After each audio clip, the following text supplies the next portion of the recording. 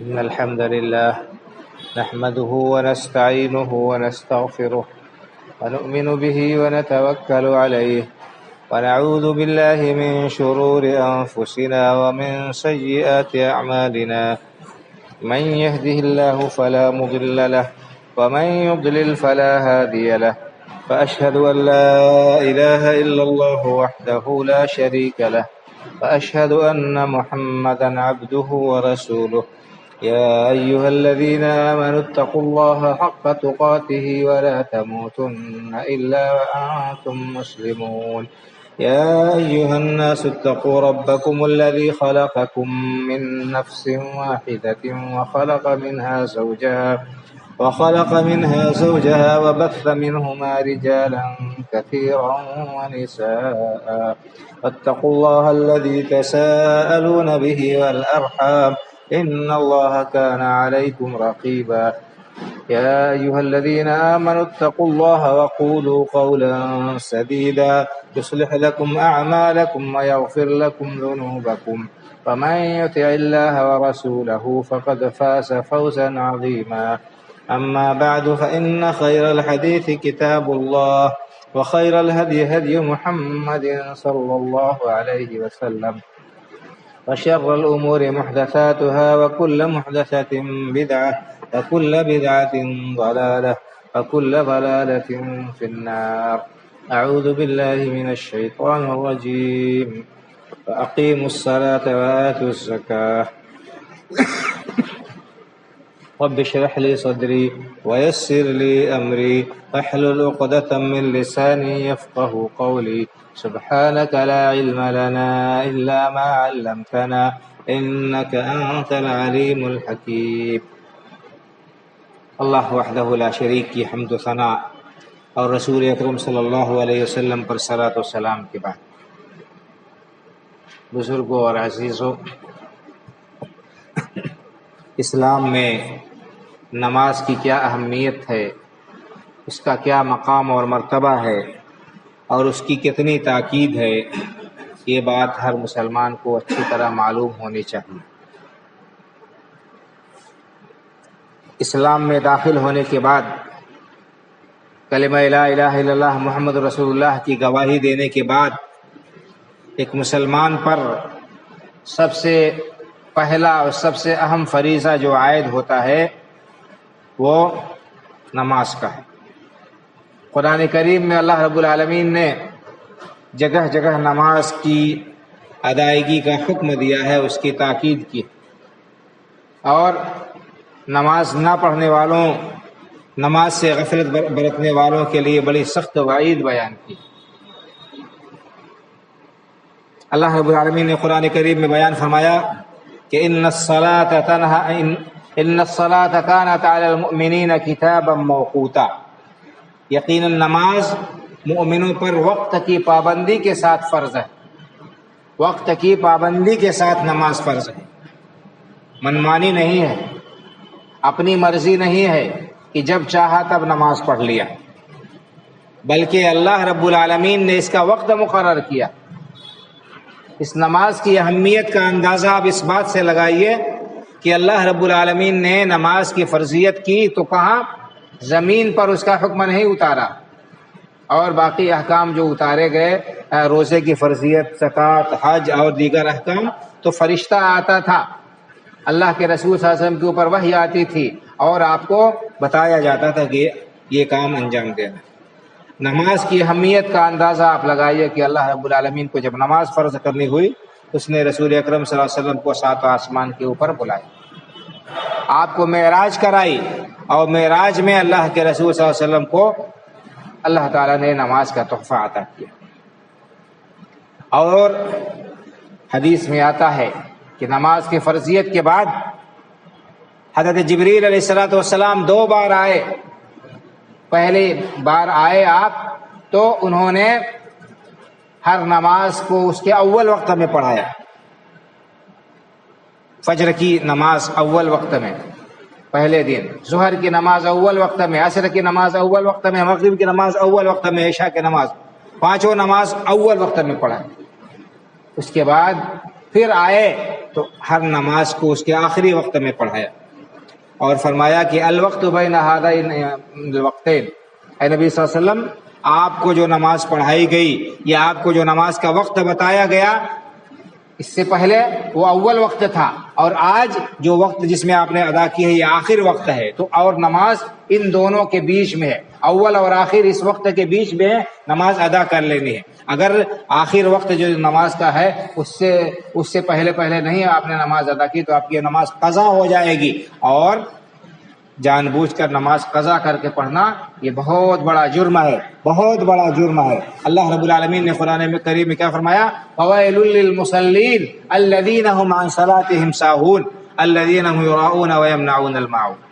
Well ہے، ہلاکت اور بربادی ہے نمازیوں کے لیے جو اپنی نمازوں سے غفلت برتتے ہیں۔ اللہ اکبر، نماز پڑھتے ہیں، یہ نہیں کہا کہ بے نمازی ہیں، نماز پڑھتے ہیں، اس کے باوجود اللہ رب العالمین نے ان کے لیے ویل اور ہلاکت اور بربادی کی وعید سنائی۔ ویل کیا چیز ہے؟ ویل کے عربی معنی آتے ہیں ہلاکت، عربی میں ویل کے معنی آتے ہیں ہلاکت اور بربادی کے، اور ایک قول یہ ہے کہ ویل جہنم کے اندر ایک وادی کا نام ہے، تو جو بے نمازی ہیں ان کو جہنم میں ایک خاص ایک مخصوص جو ہے وادی میں ڈالا جائے گا، جھونکا جائے گا۔ تو جو نمازی جو ہے نمازوں سے غفلت برتتے ہیں، نمازوں سے غفلت برتتے ہیں، سوئے رہتے ہیں، پڑے رہتے ہیں، اور اپنی مرضی سے نماز پڑھتے ہیں، جب جی میں آیا، جب فرصت ملی، جب اپنا سارا کام کر لیا، اس کے بعد یہ سمجھتے ہیں کہ یہ احسان کرتے ہیں اللہ تعالیٰ پر یا مسجد پر یا اور دوسرے لوگوں پر، یہ ان کی بہت بڑی بھول ہے۔ یہ کوئی آدمی اگر کوئی بھی نیکی کا کام کرتا ہے، کوئی بھی عبادت کرتا ہے، تو وہ کسی کے اوپر احسان نہیں کرتا ہے، وہ خود اپنے اوپر احسان کرتا ہے کہ اپنے آپ کو عذاب سے بچاتا ہے، اللہ رب العالمین کی پکڑ اور اللہ کی گرفت سے اپنے آپ کو بچاتا ہے، اپنی حفاظت کرتا ہے، اپنے آپ کو اللہ رب العالمین کی رحمت کا مستحق قرار دیتا ہے یا بنانے کی کوشش کرتا ہے۔ تو بہرحال نماز کو وقت پر نہ پڑھنے والوں کے لیے ویل اور ہلاکت بتائی گئی ہے، جہنم میں ایک وادی کی دھمکی دی گئی ہے۔ تو جو نماز سرے سے نہیں پڑھیں گے ان کا کیا حال ہوگا، ان کا کیا حال ہوگا وہ خود سوچ سکتے ہیں، خود اندازہ لگا سکتے ہیں بھائی۔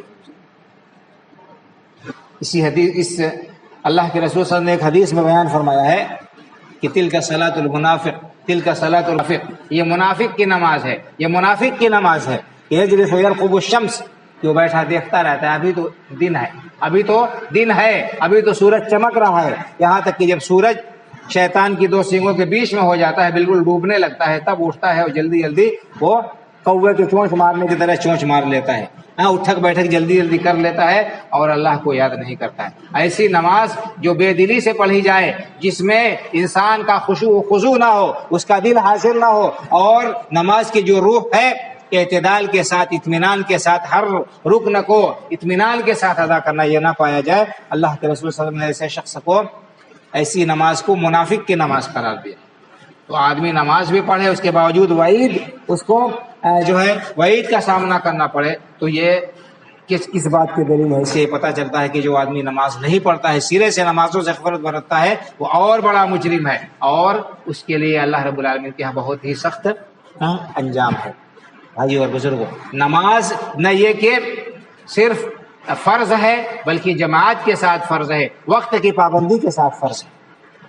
اللہ کے رسول صلی اللہ علیہ وسلم نے نماز فرض ہونے کے بعد کبھی بھی بغیر جماعت کے نماز نہیں پڑھی، ہمیشہ آپ نے جماعت کے ساتھ نماز ادا کی ہے، جماعت کے ساتھ نماز ادا کی ہے، چاہے آپ سفر میں ہوں، چاہے حضر میں ہوں، چاہے حالت جنگ میں ہوں، چاہے حالت امن میں ہوں، ہر حال میں اللہ کے رسول صلی اللہ علیہ وسلم نے جماعت کے ساتھ نماز پڑھی۔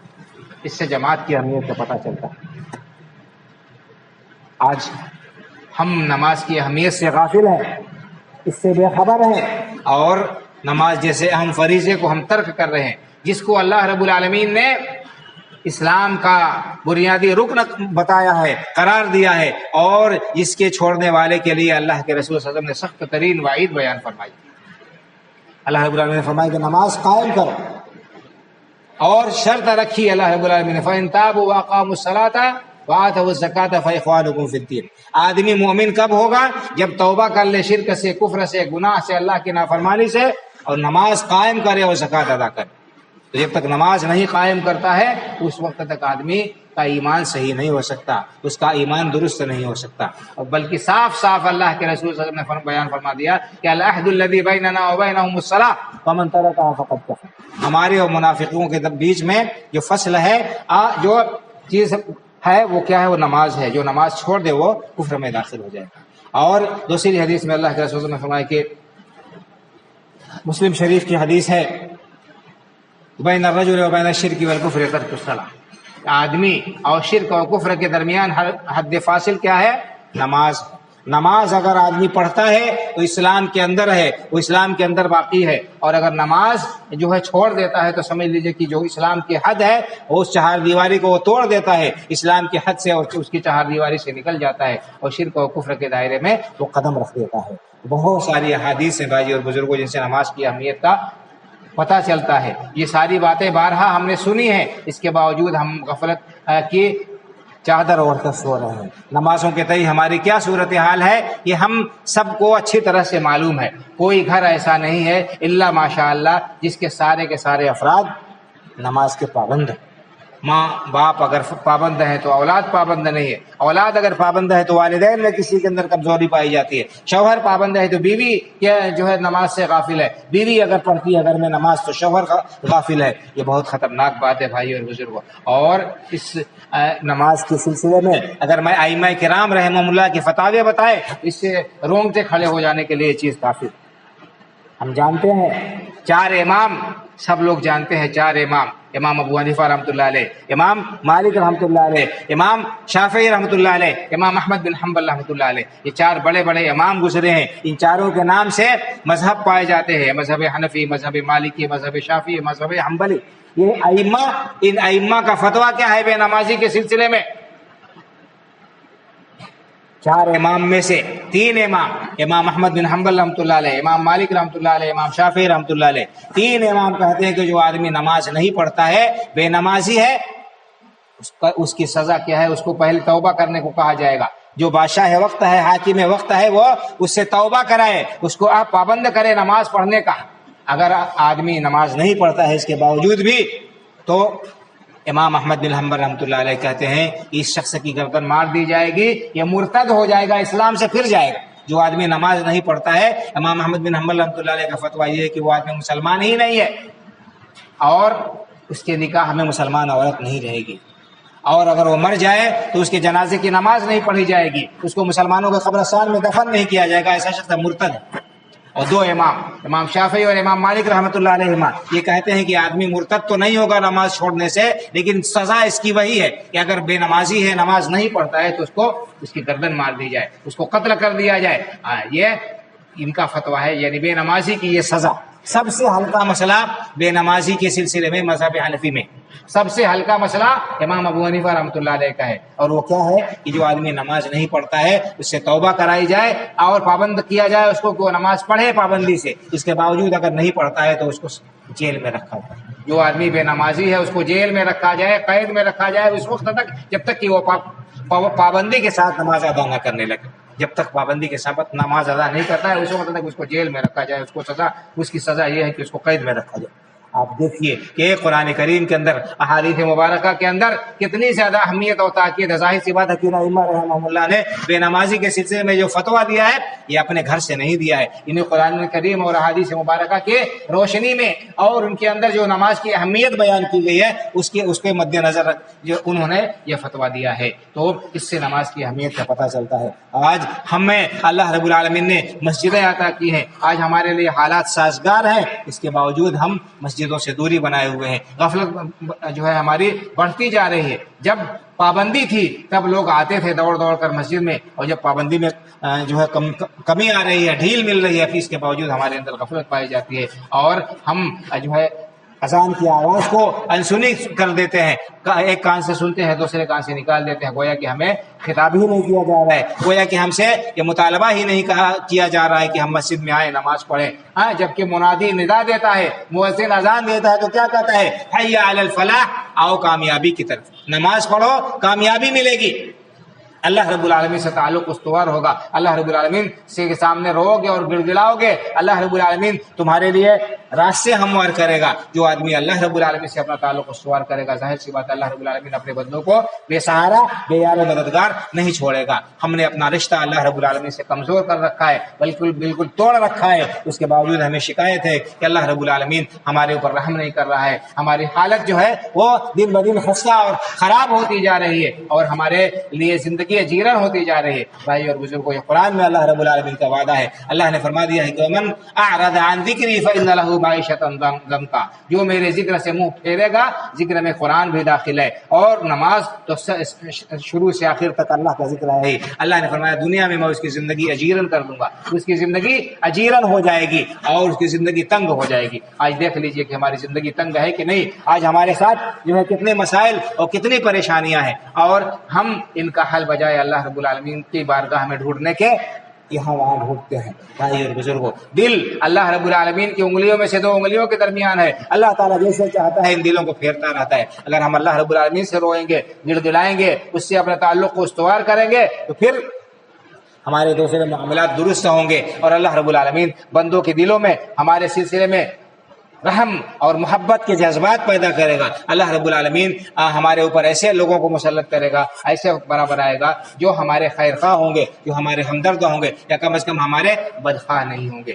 اللہ رب العالمین نے نماز کے بارے میں بیان فرمایا کہ ان الصلاۃ تنہی عن الفحشاء والمنکر، یقیناً نماز برائی اور بے حیائی کے کاموں سے روکتی ہے۔ ہم نماز پڑھیں اور اس کا اثر ظاہر نہ ہو، مسجد میں آئیں، اٹھک بیٹھک کریں، رکوع و سجود کریں اور مسجد سے باہر ہمارے حالات ویسے ہی ہو کہ ہم فحشاء سے، برائی سے، بے حیائی کے کاموں سے نہ بچیں، گویا کہ نماز کا ہمارے اوپر کوئی اثر نہیں ہوا، گویا کہ نماز کی روح ہمیں حاصل نہیں ہوئی۔ اس کا بھی ہمیں پاس و لحاظ کرنا چاہیے۔ خلاصہ کلام یہ ہے کہ نماز کی اہمیت کو ہم سمجھیں اور نماز کے لیے وقت پر مسجد میں حاضر ہوں، جو جہاں پر بھی ہے۔ مسجد اذان سننے کے ساتھ ہی مسجد میں آ کر اللہ رب العالمین کی بارگاہ میں سجدہ ریز ہو اور اپنی دنیا اور آخرت دونوں کو بنانے اور سنوارنے کا وہ خود انتظام اور بندوبست کرے اور اللہ رب العالمین سے دنیا اور آخرت کی بھلائی طلب کرے۔ اللہ رب العالمین سے دعا ہے اللہ تعالی ہمیں نیک سمجھ عطا فرمائے، ہمارے حالات کو درست فرما دے اور اللہ رب العالمین ہمیں سچا اور پکا نمازی بنائے اور اللہ رب العالمین دنیا اور آخرت دونوں جگہ ہمارا حامی اور ناصر ہو۔ اللہ رب العالمین ہمارے حالات کو بدل دے، اللہ رب العالمین ہماری پریشانیوں کو دور فرما دے، اللہ رب العالمین ذلت اور اسی طرح سے پریشانی اور ہر قسم کی آزمائش و تکلیف سے ہمیں اپنی پناہ میں رکھے، جب تک زندہ رکھے، اسلام پر زندہ رکھے، جب ہمارا خاتمہ تو ایمان پر ہمارا خاتمہ ہو۔ آمین۔ اقول قولی ھذا واستغفر اللہ لی ولکم ولسائر المسلمین فاستغفروہ من کل ذنب انہ هو الغفور الرحیم۔